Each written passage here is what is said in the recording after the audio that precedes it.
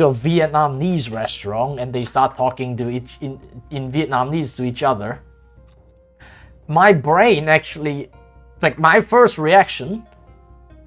brain's first reaction is actually like, wait, are they talking in Cantonese? And then I start listening and I realize I don't actually know what they're saying.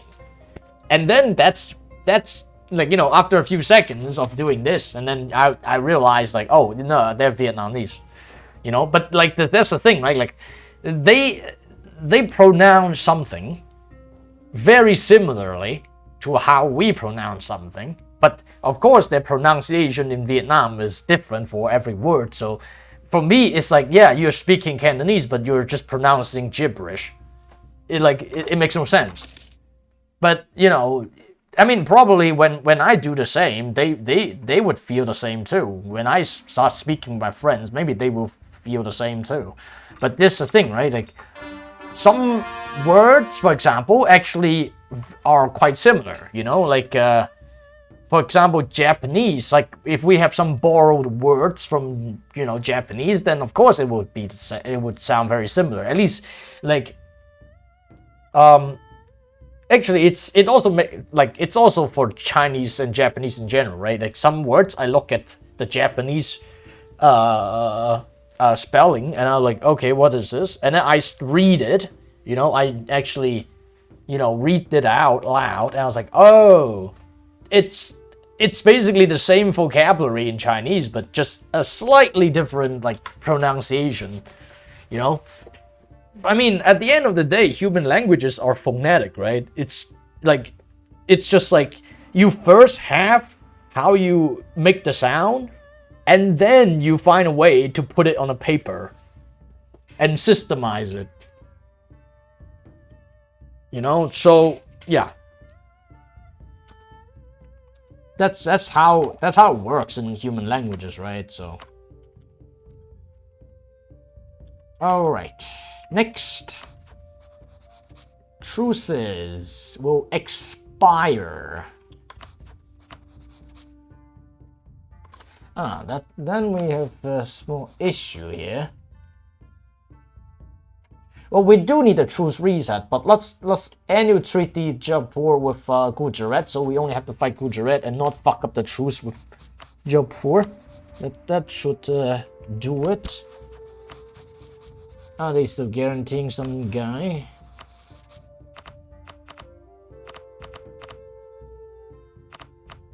I need someone easy that I can smack around. Yeah, this one will do.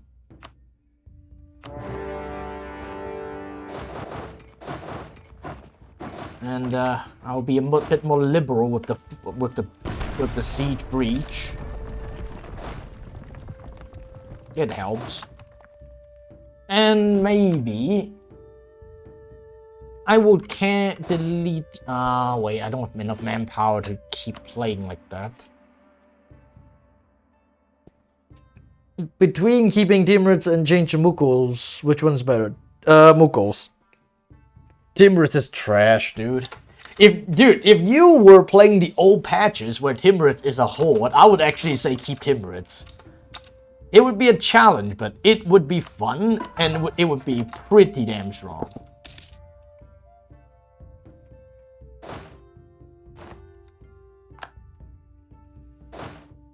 Yeah, I think I'm not gonna be able to fucking get another siege stack. Maybe I can, but I don't have the force limit to do it. Okay, wait a second. We get rid of 2 more of these. Damn it, these fucking artillery is eating up a lot of money too.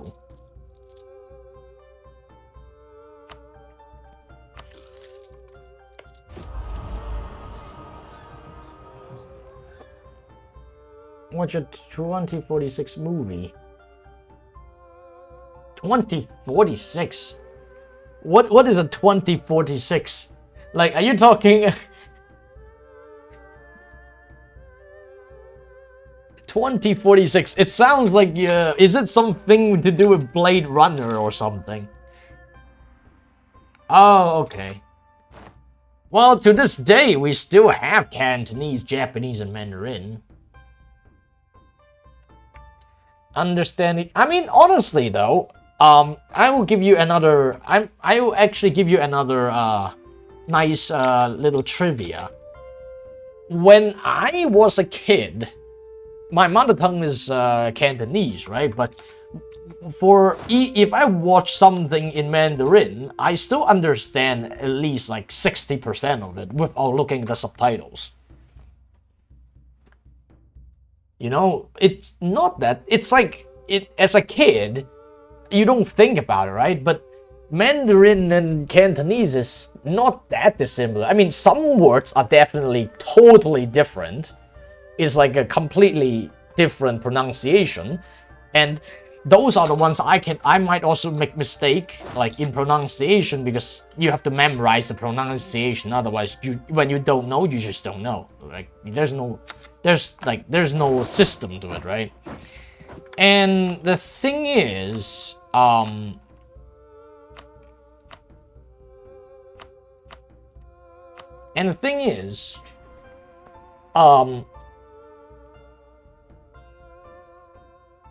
like, I would say, yeah, I would understand at least 60% of it, and to me, Mandarin just sounds like some sort of twisted Cantonese, you know? It's like, you just twist my language a little bit in pronunciation somehow, and then and the thing is, there's also some sort of a system, right? Like, where how most words are twisted one way, you know, like, a bit weird to say it like that, but you get the point. It's like there's some sort of a system how it is like shifted. And anyways, yeah, I also heard from other mainland Chinese that they also could understand, like, because Hong Kong used to be really like culturally influential. I also heard from them that their mothers and fathers might like to watch television like programs and drama made in Hong Kong, like, you know, 30 years ago, you know, just a last generation thing where like everyone was watching Japanese and Hong Kong stuff. And the thing is, because of that, they can't speak Cantonese, but they understand somewhat what we are saying also. So yeah, there's that.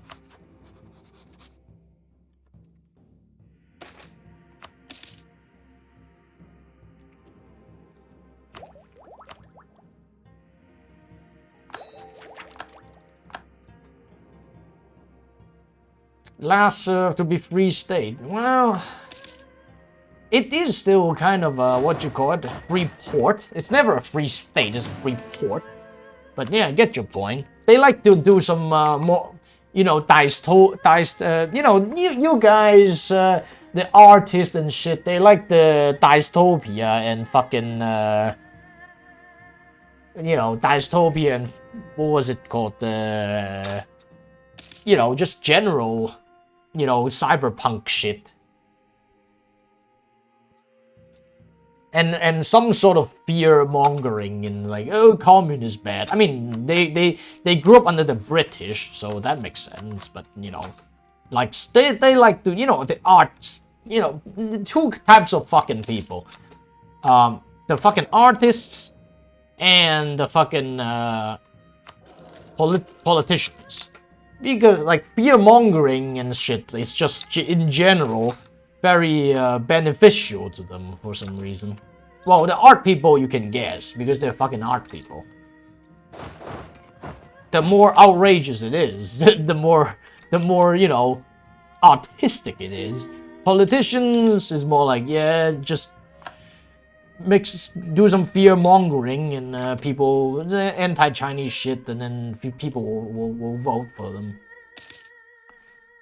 But I mean, it's like, obviously, I'm not saying that the Chinese should completely take over or anything like that. But it's like, you know, there are, you know, like, everything we are talking about right now is just theoretical, right? Like, no, I mean in general. I'm not talking about a movie. I'm talking about in general, you know? It's like there's some fear-mongering for certain groups of people in the world. What the fuck is this?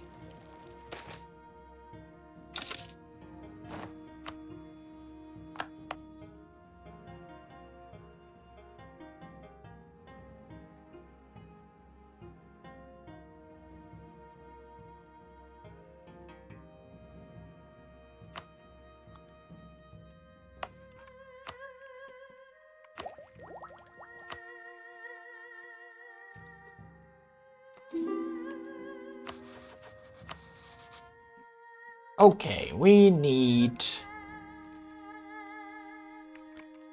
How much war score? 93, so that should be okay.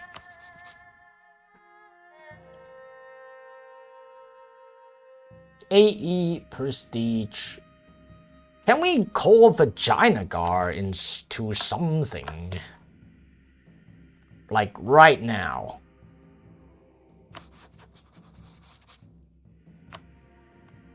Oh, yes! Oh, please do.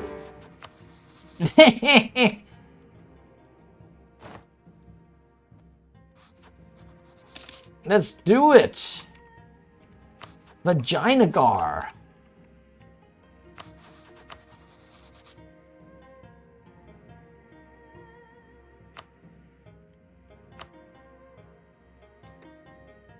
Stopping wars again everywhere. What the fuck is this?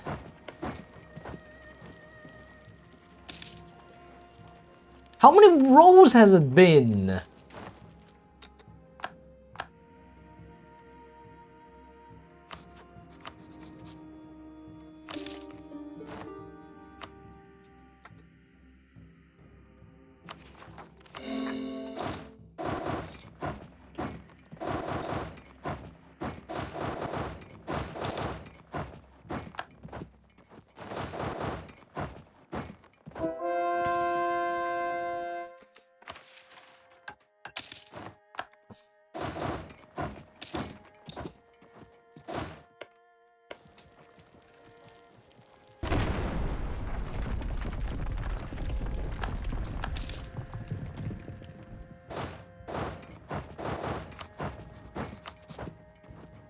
Fucking hell, how the airline... I annulled the treaties. I just annulled the treaties like 5 years ago. How the fuck are they allying Mamluks again? Yeah, I don't have time for this fucking guy. I guess we have to just forget about him for now.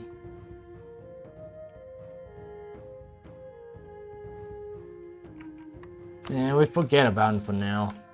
I got more important things to worry about. Son of a bitch. What the fuck?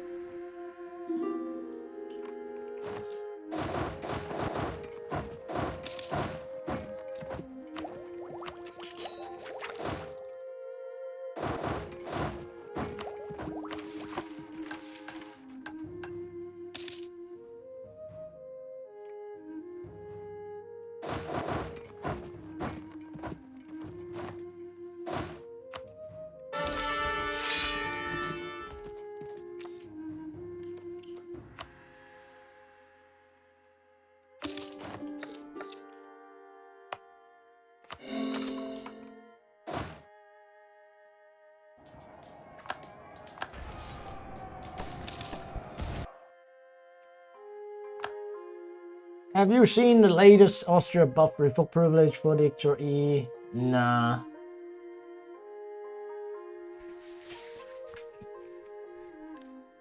I mean, revoking privilege is always like the prime thing for exploits and shit, right? So... Wait, how are we fighting Bengal? Huh? Wait, how are we suddenly fighting Bengal? I don't get it. They had no allies just now.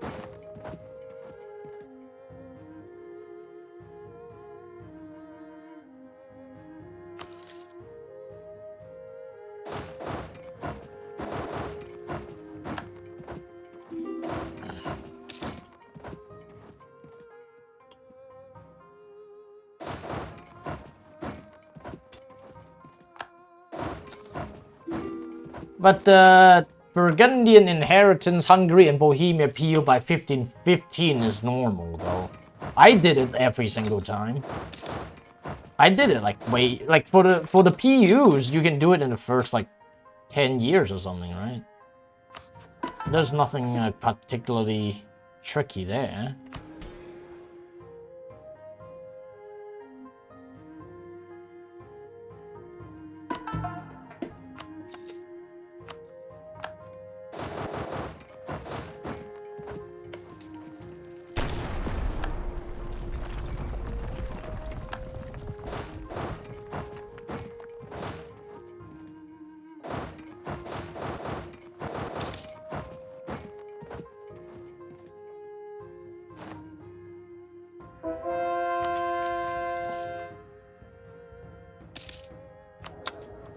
Shit.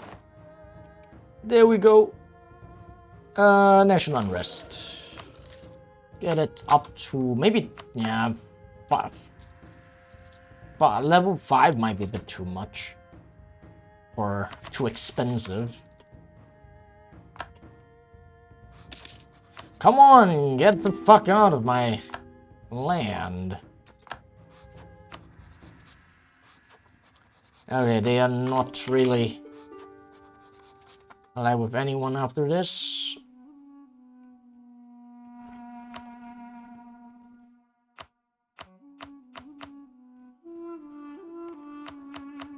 We don't really need the prestige. It will do it. Okay.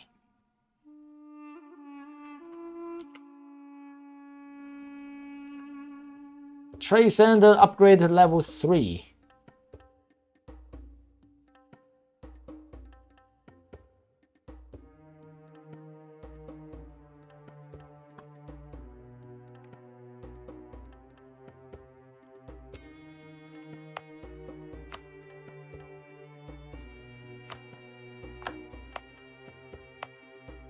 Burn some development if we can.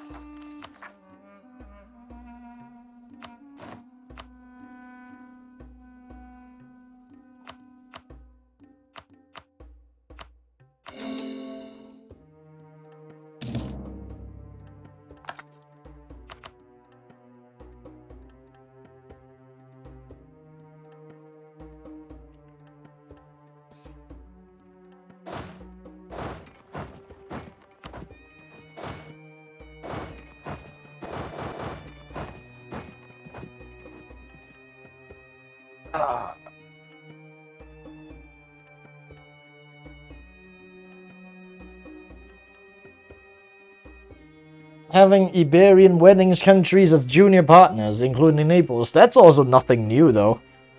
I remember that Spain would get a Habsburg by event or something at some point, so you can force PU easily with that. Do you have the video for 1600 France, Italy, Rome? No, unfortunately, I think that was in the old channel. Remember my old channel got nuked, right? Well, so a lot of things got lost.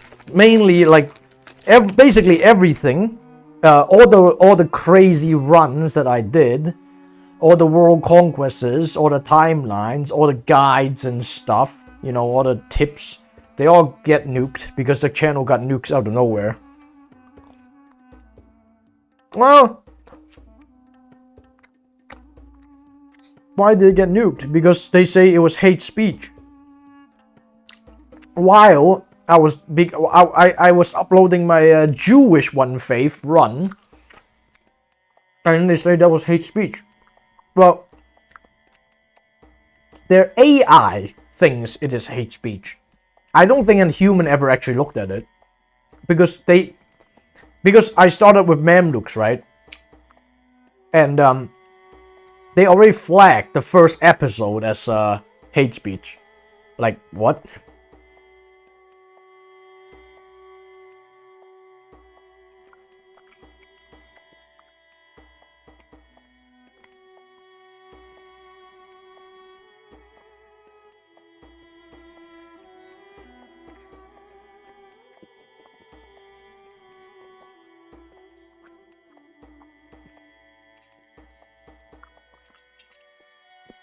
Well, if you start as the Mamluks and you're fast, then you can just straight up declare on Ethiopia quickly and grab that province before they convert it off, right?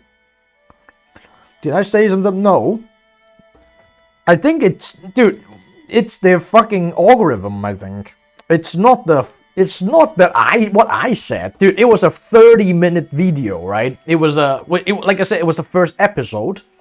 It was a 30-minute video. And then they flagged it. I mean, I literally just started the game. Think about it. For the first 30 minutes as the Mamluks, what can you do? You are still like basically 1450 or something. You know, you gotta set up the estate and stuff. That takes like 15 minutes. You know, you're still Sunni. You're still Mamluks. You know, you're just grabbing the province from Ethiopia. What can you actually do? It's their algorithm. I think it's like the Jewish One Faith with world conquest, something like that. They just like trigger some flags with you know the Jewish conspiracy shit maybe. I mean, I don't know. I'm not a conspiracy theorist in the first place, right? How the fuck should I know? Like, I mean, well, who the fuck knows what their algorithm is about, right? I mean, it could be just keyword checking. Jew, world, and conquest. 3 things put together is bad, so we ban. You know, who knows? Maybe it's something like that. You never fucking know. It's actually fucking retarded. I'm not even joking, it's actually fucking retarded. Yeah, exactly. Jewish One Faith World Conquest. That was the title. Like, it's anything else, like, just like any other One Faith World Conquest I've ever done. Yeah, I don't even know what fucking Alex Jones is. But like the thing is, their AI is like, how does the AI work? Like what the AI checks? Like you never, like they would never tell you that. Who knows?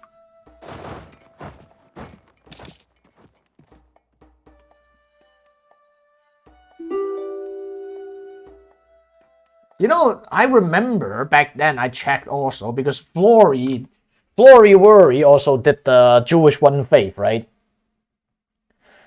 You know, I checked, his stuff was not banned, but I remember Flory's Jewish One Faith, like, he only uploaded maybe 7 episodes or something, and then he just stopped uploading it. Maybe that was the reason. He never, like, you know, I mean, of course, like, Flory didn't give a shit, because he stopped, what? But Flory does stop giving a shit about YouTube since, like, long ago, right? So Flory doesn't give a shit. Flory's like mainly on Twitch. So like maybe he got warnings and shit and decided like he's gonna ditch YouTube because of this nonsense.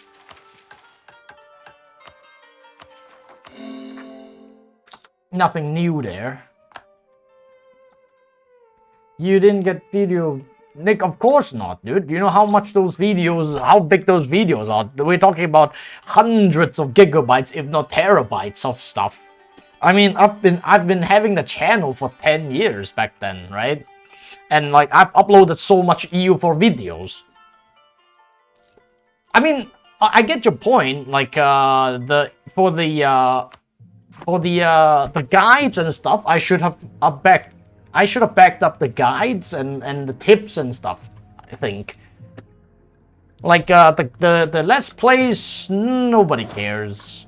I mean, I certainly don't. Like, not many people watch the Let's Plays. So the Let's Plays probably doesn't matter.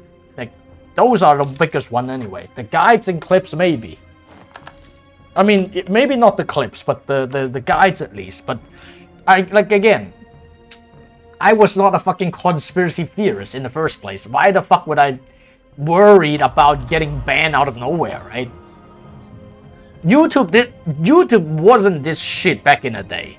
Remember when YouTube, like 15 to 20 years ago, when we were still in school and stuff, YouTube wasn't not this fucking shit. It was like after Google bought it out, and then, you know, over time, now it is complete dog shit. It's not really our fault, isn't it? To be frank, like, it's not really our fault that YouTube like just be a complete pile of shit these days.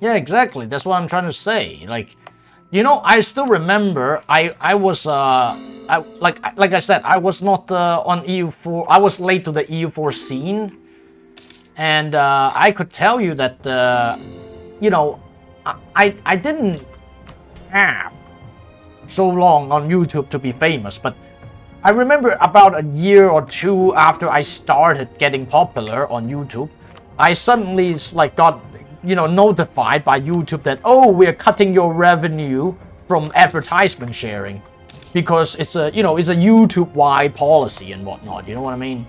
It's like, yeah, we basically, it's like, yeah, you're making money, have fun. So now we're going to cut your portion.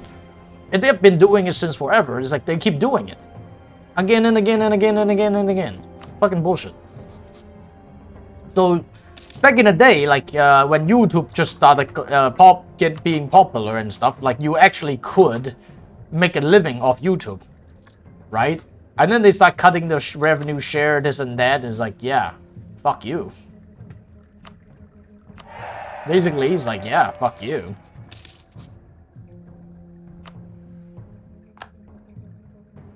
I mean, that's only the first thing, right? Like, that's only the first, like, part, you know? Is like,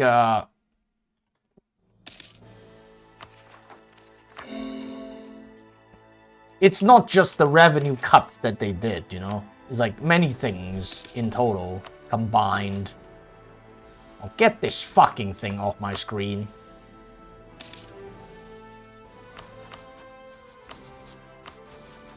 How much do I need for this guy? 199.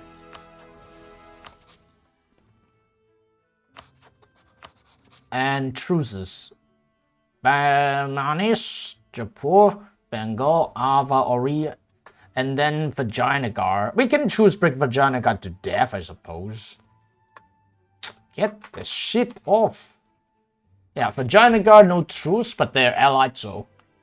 Truce. Truce. Truce. Truce. Everything is truce. God dang it.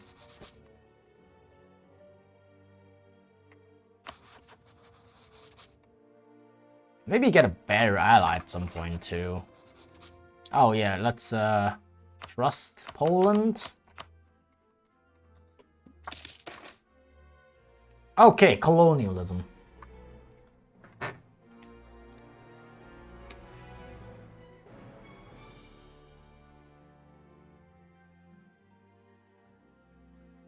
I Sorrow Productions. He's on EU4, which is way more prone to hate speech. Well, you never know. Is he still putting out videos? Maybe he's getting warned multiple times. You never know. I mean, like I said, you know, there are people who upload German, like, traditional folk songs, and they got fucking banned. I'm not even lucky. I'm not even joking. Like people like Germans uploading their own folk songs get banned for promoting Nazism, even though the song dated like in the fucking 19th century, like 1820 or something. But hey, YouTube is YouTube, right? I actually talked to one of the guy, and they said that they made a group like lawsuit in a German court against YouTube, and then YouTube unbanned them, right? Because like, yeah, obviously they're gonna lose. YouTube's gonna lose if YouTube try anything. They were like, so the German court obviously gonna, you know, like, how is that like Nazi, right? Like, it's fucking history and traditional folk songs, and then YouTube unbanned them, and then in a couple weeks they get warnings again, so their accounts are restricted. So yeah, there you go. It's all bullshit, bro. It's literally all fucking bullshit. Okay, institution spread might be nice. Nah, this is not gonna be fast. I will just dump it here, next to my capital.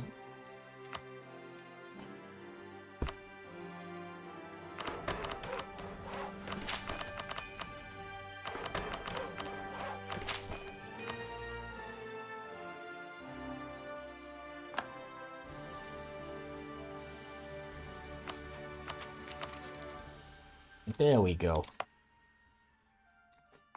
Oh ho ho! Bro, you seeing this? Oh ho!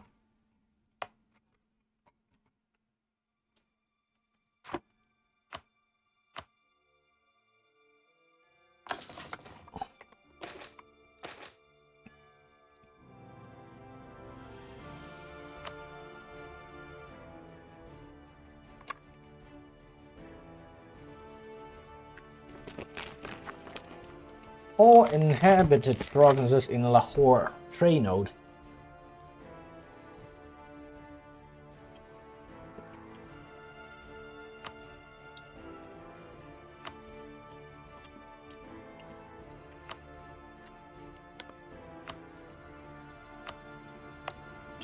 Probably doable, but it's gonna be slow.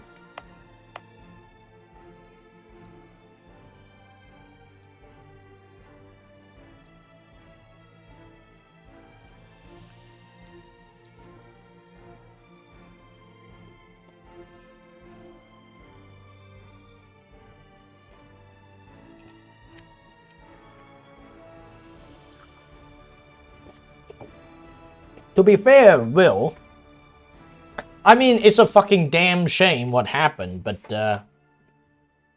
I would think, I mean, how old are you, Will? Have you been working a job in your life?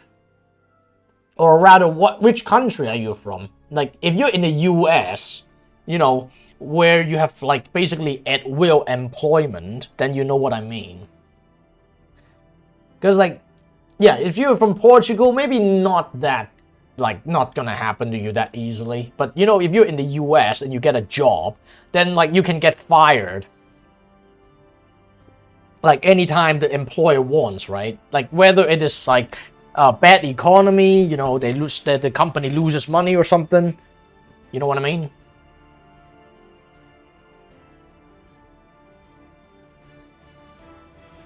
Yeah, the internship is not really, like, you know, yet. What I mean is, like, consider YouTube a job, right? I mean, technically, it could be. I mean, like, when I started uploading videos, it was because I loved EU4, right? I was playing it all the time and every day, and I was finding new ways to play it, and I'm actually happy in, like, you know, being in the community, sharing shit with people, and finding even more like creative stuff, right? And what I'm trying to say is, that is a hobby, right? In the beginning, when you're just making videos for 1,000 people sharing stuff, that's just a hobby, right? You are the, like, yeah, I'm gonna play the game when I want, where I want, when I want, and you upload, and then you're like, I don't care about the money and shit. So if it gets banned, whatever, you're like, yeah, what the fuck? But you're not gonna like sweat it, right? But when you start, like, you know, when I was doing master, that's when everything started taking off, and then that kind of became like a job, right?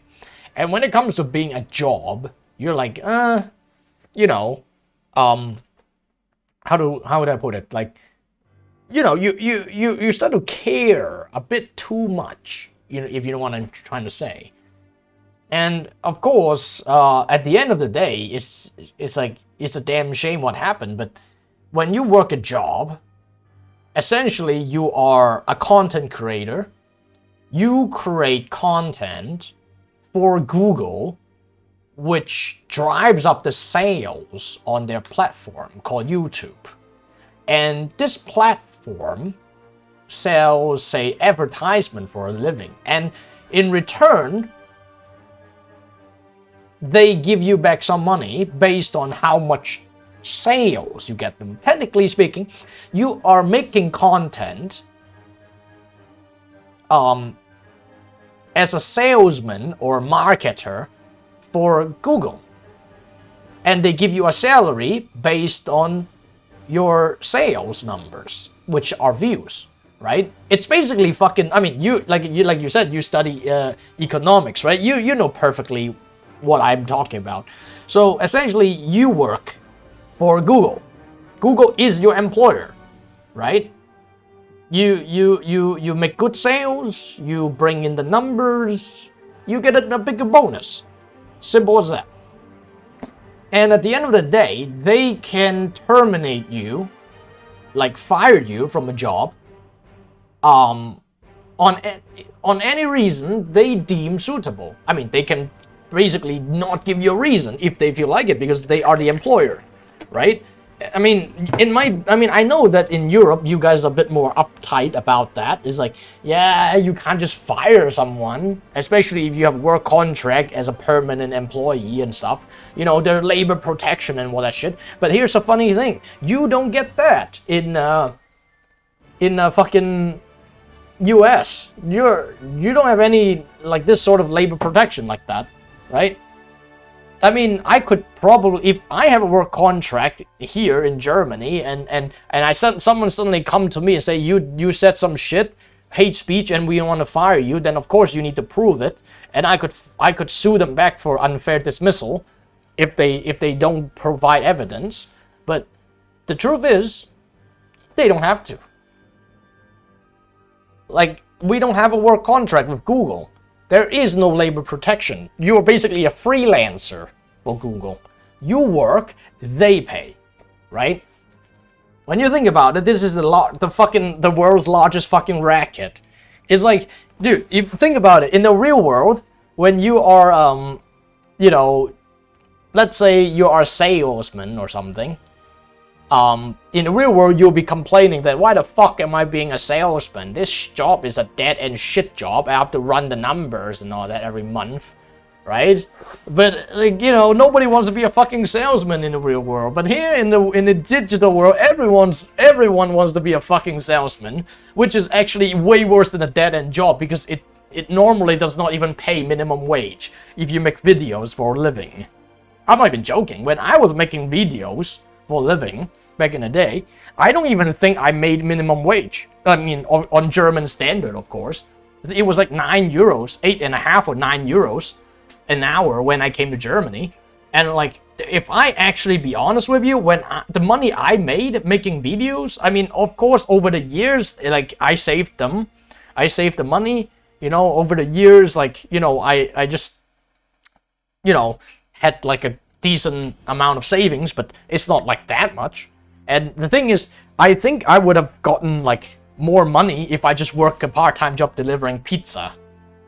Of course, like, there's the certain amount of enjoyment and satisfaction in there, and, you know, getting a community together and knowing more people, making friends, it's actually a big bonus that cannot be measured in terms of money. But I'm just saying, you know, like if I, you know, work a job, like if I you know, basically look at how much money I made from this shit, and then like look at how many hours I put in, you know, not just the streaming and the video making, but all, you know, the planning, you know, the execution, you know, all that extra time that I spend, then of course I don't think I have minimum wage out of this. But it is the past, right? Like, it is what it is, and it's, you know, it is a chapter of life, you know. The way I try to think about it is yeah, it was a job that I actually, it paid like shit, but it was actually, you know, kind of fun while it lasted. And nowadays, I've been fired by Google. It is gone now. It is what it is, and we move on. I mean, to be fair with you, like, imagine if I'm, you know, like you said, you're 24. I'm 29. Like, imagine if I'm 29 and I'm still a fucking loser making EU4 videos. I mean, think about it, Will. I mean, the game is way past its prime, right? I mean, I'm sure everyone, like, understand and know that. So, you know, like, there's no point trying to beat on a dead horse called EU4. There are better games. I mean, I don't even enjoy playing it that much anymore. Like, not like in the past, right? So, what I'm trying to say is, you know, right now it's just, like, if I could choose, I would not wanna waste my time on this game. Well, I'm not a PhD. I finished my master, and then I thought about doing a PhD, but I went to try to get a job, like worked like 2 jobs full time, and then, you know, now I'm unemployed because the economy is dog shit. But that's another discussion.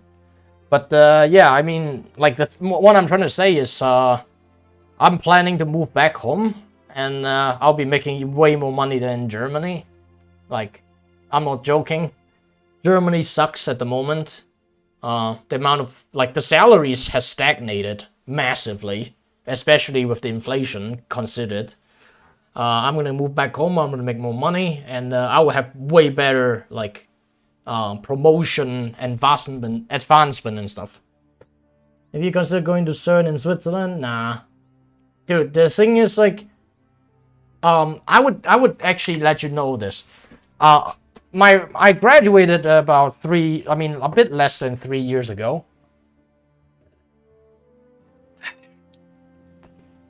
Yeah, but I mean, I also did nuclear physics. I did astro and nuclear physics, so CERN wouldn't be, like, out of the question. But here's the thing: like, science is basically a scam. All right, like, I mean, I don't want to put it like this bluntly, but the truth is, in short, science is a scam. The scam is you are basically lured into a low-paying, dead-end job. Like, if you consider it from an employment or career perspective. Like, if you do a PhD, it's even worse. Like, I'll give you a bit of a background, right? Like, so I finished my master about 2.5 years ago or so. Like, after Corona, I did my thesis defense. You know, like, it was a pain in the ass to get a schedule. But anyways, I graduated after the defense. Of course, like, the thing is, like, when it comes to physics and PhDs, at least in my field, you will almost always get a spot with your supervisor that supervised your master thesis. It's like, even if you go back to the guy after some time, maybe a year or 2, the professor usually would be very glad to take you back. So that's something you should know. But mine was retiring, and I didn't really want to stay in that topic, you know, that area. So you know, so I just, you know, didn't really want to go with a PhD in that anyways. So I thought like, okay, I wanted to get a job. I want to see how people do things in the industry, you know, because there's always a bit of a discontinuum between academia and industry, right? So I did that, worked 2 jobs, and I mean, I learned a lot of things, especially in terms of how like jobs and businesses actually work. But anyways, the main point being that, I realized from an employment perspective, the industry, the PhD is even worse. Like academia is just a scam. The scam is you are basically lured into a dead-end job with no promotion possibility or any sort of stability or job security for very little money for someone of your qualification, like a master or even a PhD. You are 30 years old at least when you finish your PhD usually, so you should be earning more, not less. And what do you get in return? The premise is that you love science, you want to do science, you want to do research, you have all these big dreams, blah blah blah, about like Nobel Prize and stuff. Hey Oakchair, what's up? And the thing is, it's like a naive thing, right? I mean, I'm not saying it's bad. If you really like science, then sure, go for it. If money is really not a consideration, not an issue for you, then sure, go for it. If your family like is rich and you're gonna inherit some millions and like you can afford to make less during your lifetime for a career that you do enjoy, sure, go for it. But if money, like say you want to get married, you need, I don't know, fucking 10K for a fucking wedding. Yeah, how are you gonna get fucking 10K? You need to work. And anyways, I don't want to talk about money too much because I think everyone knows that faculty positions, working as a lecturer or even a professor is underpaid by what he actually, like for a professor, like what he gets for his experience and education, it's actually way lower than what he would get in the industry, right? I mean, this is pretty obvious to everyone who have finished university, so I don't want to go into that, but the main point being, when you know, finish your PhD and you want to stay in academia and you want to be a researcher, right? As an academica, you need to look for positions. You get postdoc positions, right? That's the whole point. Like you finish your PhD, you were a doctorate, you're a doctoral student or doctoral candidate, whatever you want to call it, and then you do a postdoc for a couple of years, and hopefully you're on track to become like a permanent lecturer or even on track to be a professor or senior scientist or something. But here's the thing. Here's the thing. Like these positions, like postdocs, lecturer, and whatever, these are all usually limited contracts of 2 years or 3 years, and usually they are across the fucking world because too many people are competing for it. Getting one locally would be a pain in the ass or close to impossible. You're usually looking worldwide. So if you want to you want to raise a kid, you don't want the kid to move every 2 years, good fucking luck. And I mean, this is on top of the fact that if you don't have a position lined up one after another, you'll be basically unemployed. Highly qualified, but fucking unemployed. Like, that would put a dent in your ego, trust me. If I wanted to be PhD, I want to make money and not be a teacher, very first or master enough. Yeah, don't do a PhD if you wanna just work and make some money and have a comfortable life. I mean, even my own professor told me that. Like, get a comfortable job, you know, get a chill job, nice, high-paying chill job, and then get a comfortable life. Like, if you want this, then don't do a PhD. Like, PhD is not really... I mean, I'll put it this way, Will. A PhD is compulsory if you want to enter academia.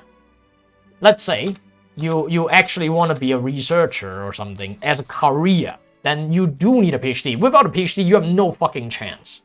You need, and just having a PhD is not enough. You need publications. You need, those H indexes. The numbers game. You need citations. You need lots and lots of papers. You need to appear in conferences. You need to know other researchers. You need to, get a network. Blah blah blah blah blah. You know what I'm saying? This is a numbers game. Without these, just having a PhD, no fucking way. Well, I mean, maybe if your supervisor is Einstein and he writes you a recommendation letter that is like, that says you're like the next genius or something, then maybe. Then you might have a chance. But anything less, there are other people who have been playing the numbers game for way longer than you are. So you're not gonna win in the numbers game, if you know what I'm trying to say. So that is the problem. So anyways, coming back to what we were saying, you said you suggested. Let me see. I think missed something here. Yeah, you said ESA or Military Industrial Complex Airbus, right? And that's the problem. I am not eligible because I'm not an EU citizen. I cannot. I trust me. I tried applying, and I don't even care about the money. I just want to work on space stuff. I wanted to, because I was an astrophysicist, right? Like, I wanted to go into the space industry, I wanted to, make some satellites, make some rockets or some shit. Or just in general. I mean, I totally align with your thinking, You got the right thinking. I mean, I thought the same when I graduated. If I wanted to do a PhD, I wanted something more practical. I wanted something less theoretical or, so to speak, theory crafting, It's like I was doing some stuff on data analysis. I have done 3 projects on astrophysics in data analysis. And honestly, it was fucking boring to me because I'm looking at a bunch of fucking pixels or numbers or spectra and I'm trying to make sense out of it and there is no answer. The shit they collected is like, I don't know. Well, for my master thesis, for example, it's like in the fucking galactic center. How do you verify this in your lifetime? You don't. You simply have no way to verify it. So what's the takeaway of all this shit? Is that yeah, you just make believe. It's like, oh yeah, look, guys, we did this research. You say, how do you verify it?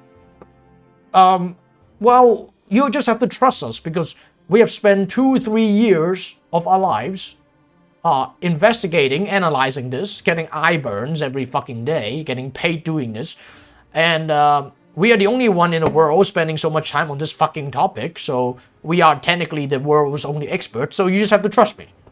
But in terms of objective proofs, nah, we obviously can't fly towards this galactic center, right? So to just look at it with our own eyes. So this is all, it could all be bullshit in 10-20 years, who knows? Have you thought about US companies? SpaceX does, no. You need like a green card at least. You need to be a permanent resident of the US. And for NASA, it's even worse for me because I am from Hong Kong, so technically I am a Chinese citizen. I'm blocked. And it does not matter I'm from Hong Kong because here, I'm going to tell you something. I was in Max Planck. I was in Max Planck Institute a couple months ago. So I actually applied to some PhDs, yes. And I was in Max Planck Institute and interviewing and stuff. And I was meeting other, applicants. One guy from Belgium, he was actually in the middle of working for NASA as a post. I don't remember if he has a master. He should have a master. Yeah, he should have a master. Anyway, it doesn't matter. He's from Belgium, right? And he applied to an internship, a post-bachelor internship, offered by NASA in the Goddard Space Flight Center. He was doing some computational shit. And he got in, and he was in the middle of it. He worked maybe half a year at a time in that internship. So he obviously, after the interview, he flew back to the US and continued.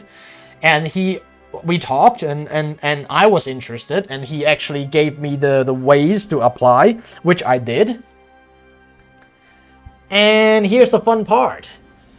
I applied, and they said my qualification, like the HR actually sent me some sort of a personalized reply or feedback email.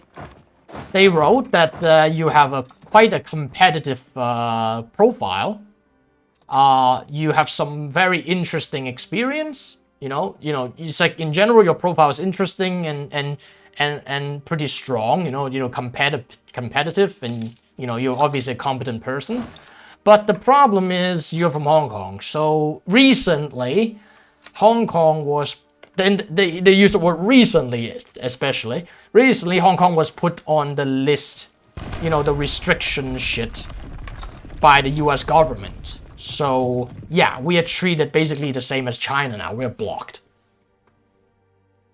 So US, no fucking chance. And of course, who's gonna hire me, man? Like, US has plenty of graduates on its own. Europe has plenty of graduates. Who's gonna hire me? Like, I'm not US citizen, remember that. Like, you say they hire foreigners all the time. That's true, but only if you're senior. Let's say you're, I don't know, you have 20 years in rocket design already or something. Or you were working on aerospace engineering before. Like, if you're just a fresher, who the fuck's gonna train you? Don't be ridiculous, man.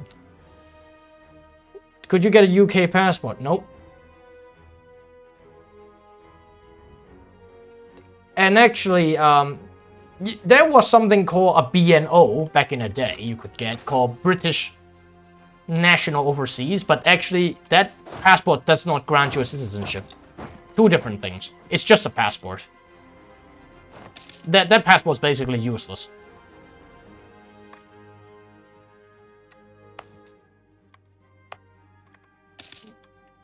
There is literally no chance I'm getting the fuck out.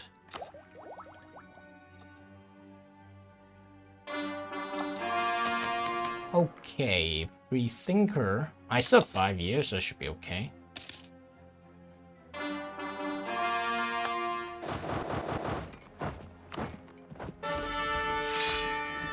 Yeah, it's finally a decent general. Dude, I really appreciate what you're trying to do.